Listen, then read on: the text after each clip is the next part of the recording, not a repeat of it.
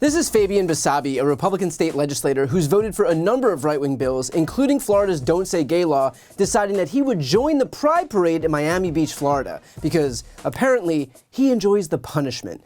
And let's be clear, this was expected. Miami Beach Pride had tweeted, "For 15 years we've had elected representatives from both sides of the aisle in our parade. Come down and ask him why he voted that way and express your concern. It's your right and duty as a constituent to have a respectful conversation." In other words, Basabe knew full well what was awaiting him, but he decided to show up and make sure his presence was felt anyway. And if you're wondering how this right-winger came to represent a historically left-leaning part of South Florida, it's because he ran under the pretense that he was some moderate, claiming during his campaign that he's pro-choice, pro-gay marriage, and pro-responsible gun legislation.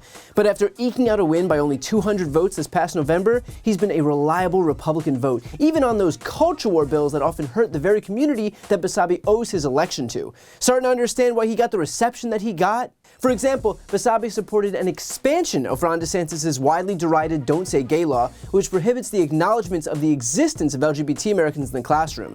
In this bill proposed all the way up to 8th grade, which is just one step in the GOP's inevitable ban on all acknowledgments of the existence of LGBT Americans in the classroom in the state. Basabe voted for a bill allowing for the permitless carry of guns, even as mass shootings continue to surge, especially in states with weak gun laws. He even spoke out in favor of a bill that would bar children from attending drag shows with, quote, lewd performances, which is purposefully vague enough so as to have a chilling effect on all drag shows and even pride parades. Although I'd argue that the only dangerous thing at a pride parade is this guy. Basabe didn't even oppose the draconian 6-week abortion ban in Florida, opting instead to simply abstain from the vote. When this purported pro-life Republican was pressed on his vote, he said that the 6-week ban was already a compromise because the alternative was a total abortion ban. But oh, it gets worse. The guy then said, in arriving at this result, believe it or not, the Republican Party was the only party that actually fought for choice. Believe it or not? Yeah, I think not. And him lying to his own constituents isn't the only scandal that Basabe is contending with. Earlier this year, one of his aides accused him of slapping him in the face at a private event and then telling him to stand in a corner. The aide, 25-year-old Nicholas Frivola, said that Basabe, quote, had been drinking and was mistaken about something that led him to slap me in the face in front of the other people in the room. He then told me to stand in the corner. I was so embarrassed that I did as he asked. When asked about it, Basabe said he doesn't, quote, remember anything like that, which, I mean, yeah, is usually how it works when you are drunk enough that you start slapping people in the face. An outside attorney has been hired to investigate the allegation. When asked for his response to that, Basabe said, what I'd like to discuss instead is the devaluation of the dollar and the fact that 40 countries are now trading on different currencies. And I'll bet that's what he would like to discuss instead. But as that investigation heats up, something tells me that the attorneys aren't going to be super interested in having a conversation about the devaluation of the dollar.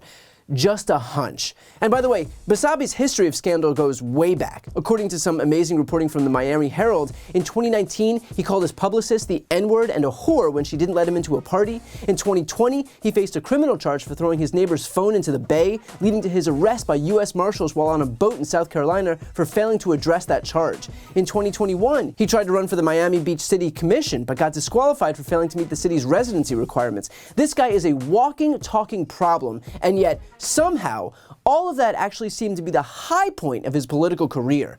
And let's be clear, the people of House District 106 recognize that they have been lied to. Here was Basabe just a few days earlier when he decided to show his face in the district last. Shame! Shame! Shame! I'm here to talk to you guys. Shame! Shame! Here for Shame! the green. Shame! Shame! Shame! Shame! Shame! Shame! Shame! Shame! Shame! Shame!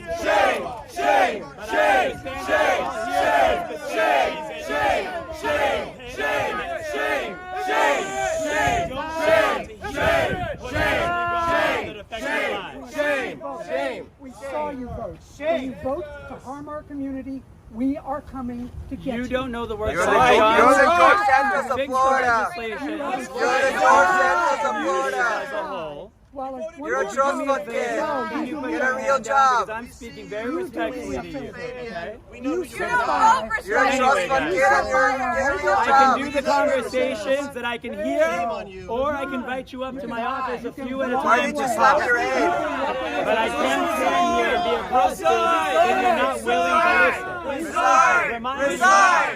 Resign! Resign! Resign! Resign! Resign! Resign! Resign! Resign! Resign! Resign! Resign! you're my son. Resign. Resign. Resign. You're interested in having a son. Resign. Resign. Resign. Resign. Resign. I will come back and check on you a little bit. Resign.